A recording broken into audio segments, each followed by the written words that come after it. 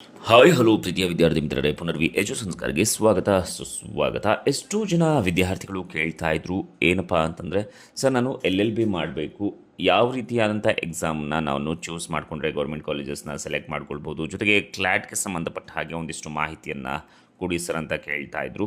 So ಈ ಒಂದು ವಿಡಿಯೋದಲ್ಲಿ ಕ್ಲಾಟ್ ಅಂತಂದರೆ ಏನು, ಕರ್ನಾಟಕದಲ್ಲಿ ಲಾ ಅಡ್ಮಿಷನ್ನ ಯಾವ ರೀತಿ ಪಡ್ಕೊಳ್ಬೇಕು, ಸೊ ಇನ್ನು ಮುಂತಾದಂತಹ ಮಾಹಿತಿಯನ್ನು ನಾನು ನಿಮಗೆ ಕೊಡ್ತಾ ಹೋಗ್ತಾ ಇರ್ತೀನಿ. ನಂಬರ್ 1 ಕಾಲೇಜಸ್ ಯಾವುದಿದೆ ಬ್ಯಾಂಗ್ಳೂರಲ್ಲಿ, ಅದು ಕರ್ನಾಟಕದಲ್ಲಿ ಯಾವುದಿದೆ, ಕ್ಲಾಟ್ ಅಂತಂದರೆ ಏನು, ಇನ್ನೂ ಮುಂತಾದ ಮಾಹಿತಿಯನ್ನು ಕೊಡ್ತಾ ಹೋಗ್ತಾ ಇರ್ತೀನಿ. ಮೊದಲಿಗೆ ಕ್ಲಾಟ್ ಅಂತಂದರೆ ಕಾಮನ್ ಲಾ ಅಡ್ಮಿಷನ್ ಟೆಸ್ಟ್ ಅಂತ ಹೇಳ್ತೀವಿ. ಇದೊಂದು ರಾಷ್ಟ್ರೀಯ ಮಟ್ಟದ ಪ್ರವೇಶ ಪರೀಕ್ಷೆ ಆಗಿರುವಂಥದ್ದು.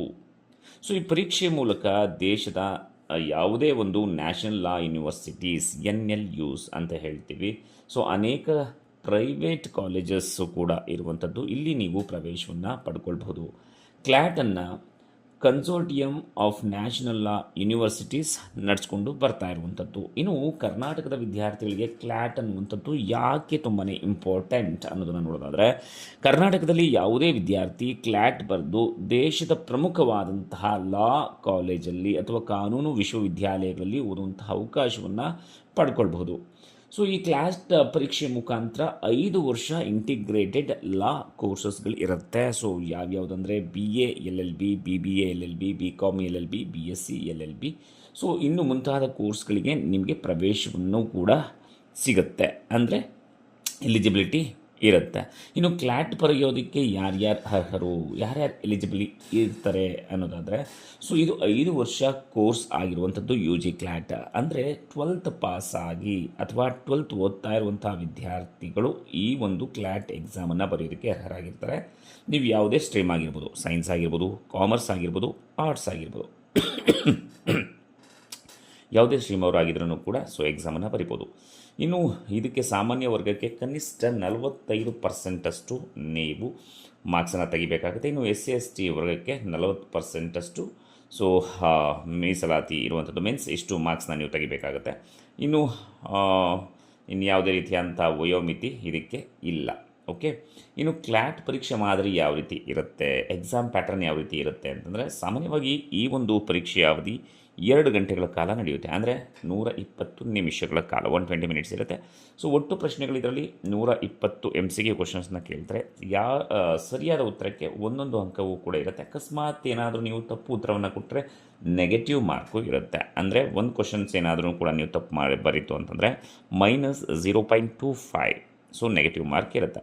ಇನ್ನು ಕ್ಲಾಟ್ ಸಿಲೆಬಸ್ ಯಾವ ರೀತಿ ಇರುತ್ತೆ ಅನ್ನೋದನ್ನು ನೋಡೋದಾದರೆ, ಪರೀಕ್ಷೆಯಲ್ಲಿ ಮುಖ್ಯವಾಗಿ 5 ವಿಭಾಗಗಳಿರ್ತವೆ, 5 ಪಾರ್ಟ್ಸ್ ಇರುತ್ತೆ. ಸೊ ಯಾವ್ಯಾವುದಪ್ಪ ಅಂದರೆ English language, current affairs and general knowledge, legal reasoning, logical reasoning and then quantitative techniques. So ಈ ಪರೀಕ್ಷೆ ಪಾಠಗಳನ್ನು ನೀವು ಕಂಠಪಾಠ ಮೀನ್ಸ್ ಮೆಮೊರೈಸ್ ಮಾಡೋದ್ರ ಬದಲು ನೀವು ಅರ್ಥ ಮಾಡ್ಕೊಂಡು ಓದ್ತು ಅಂತಂದರೆ ಸೊ ನೀವು ಕ್ಲಾಟ್ನ ಈಸಿಯಾಗಿ ಕ್ಲಿಯರ್ ಮಾಡ್ಕೊಳ್ಬಹುದು. ಇನ್ನು ಕರ್ನಾಟಕದಲ್ಲಿ ಪ್ರಮುಖವಾಗಿ ಲಾ ಕಾಲೇಜಸ್ ಯಾವ್ಯಾವುದಿದೆ, ಕ್ಲಾಟ್ ಅಂಕಗಳನ್ನು ಪರಿಗಣಿಸಿ ನಿಮಗೆ ಯಾವ್ಯಾವ ಕಾಲೇಜಲ್ಲಿ ಸೀಟ್ನ ಕೊಡ್ತಾರೆ ಅನ್ನೋದನ್ನು ನೋಡೋದಾದರೆ, national law school of India university, so ಇಡೀ ಬೆಂಗಳೂರಲ್ಲಿ ಇದೊಂದೇ ಕಾಲೇಜ್ ಇರುವಂಥದ್ದು. ಸೊ ಪ್ರೈವೇಟ್ ಕಾಲೇಜಸ್ ಇದೆ, ನಾನು ಹೇಳ್ತಾ ಇರುವಂಥದ್ದು ಗೌರ್ಮೆಂಟ್ ಸೆಕ್ಟರ್ಗೆ ಸಂಬಂಧಪಟ್ಟ ಹಾಗೆ. ಸೊ ಇದರ ಜೊತೆಗೆ ದೇಶದ ಅನೇಕ ನ್ಯಾಷನಲ್ ಲಾ ಯೂನಿವರ್ಸಿಟೀಸ್ ಹಾಗೂ ಕೆಲವು ಪ್ರೈವೇಟ್ ಕಾಲೇಜುಗಳು ಕೂಡ ಕ್ಲಾಟ್ ಅಂಕಗಳನ್ನು ಪರಿಗಣಿಸ್ತವೆ. ಇನ್ನು ಕ್ಲಾಟ್ ನಂತರ ನಿಮಗೆ ಯಾವ್ಯಾವ ರೀತಿಯಾದಂಥ ಉದ್ಯೋಗಾವಕಾಶಗಳು ಸಿಗ್ಬೋದು, ಜಾಬ್ ಆಪರ್ಚುನಿಟೀಸ್ ಸಿಗ್ಬೋದು ಅನ್ನೋದನ್ನು ನೋಡೋದಾದರೆ, ಅಡ್ವೊಕೇಟ್ ಆಗ್ಬೋದು, ಜಡ್ಜ್ ಆಗ್ಬೋದು, ಅಂದರೆ ಮುಂದಿನ ಅರ್ಹತೆಗಳ ನಂತರ. ಓಕೆ, ಇನ್ನು ಪಬ್ಲಿಕ್ ಪ್ರಾಸಿಕ್ಯೂಟರ್ ಆಗಿರ್ಬೋದು, ಲೀಗಲ್ ಅಡ್ವೈಸರ್ ಆಗ್ಬೋದು, ಕಾರ್ಪೊರೇಟ್ ಲಾಯರ್ ಆಗ್ಬೋದು, ಲೀಗಲ್ ಕನ್ಸಲ್ಟೆಂಟ್ ಆಗ್ಬೋದು, ಲಾ ಆಫೀಸರ್ ಆಗ್ಬೋದು, civil services, judiciary, company secretary, ಹಾಗೆಯೇ banking legal officers, PSU legal officer. So ಇಷ್ಟೆಲ್ಲ ಕ್ಷೇತ್ರಗಳಲ್ಲಿ ನಿಮಗೆ ಅವಕಾಶಗಳು ಸಿಗ್ತಾ ಹೋಗುತ್ತೆ. ಇನ್ನು ಕ್ಲಾಟ್ ಎಕ್ಸಾಮ್ನಲ್ಲಿ ನೀವು ತಯಾರಿ ಹೇಗೆ ಮಾಡ್ಕೊಳ್ಬೇಕು ಅಂದರೆ, ಪ್ರತಿದಿನ ನ್ಯೂಸ್ ಪೇಪರ್ ಓದಿ.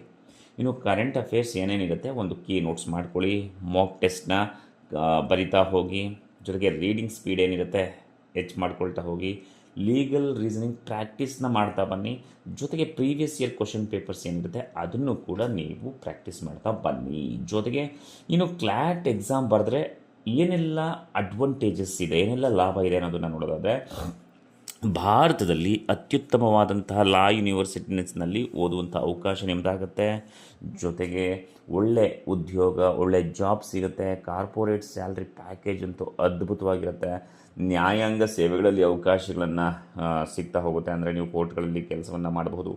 ಇನ್ನು ದೇಶದ ಪ್ರಮುಖ ಕಾನೂನು ಸಂಸ್ಥೆಗಳಲ್ಲಿ ನಿಮ್ಮ ಒಂದು ಕೆರಿಯರ್ನ ನೀವೇ ಬಿಲ್ಡ್ ಮಾಡಿಕೊಳ್ಳುವಂತಹ ಅವಕಾಶ ಇರುತ್ತೆ.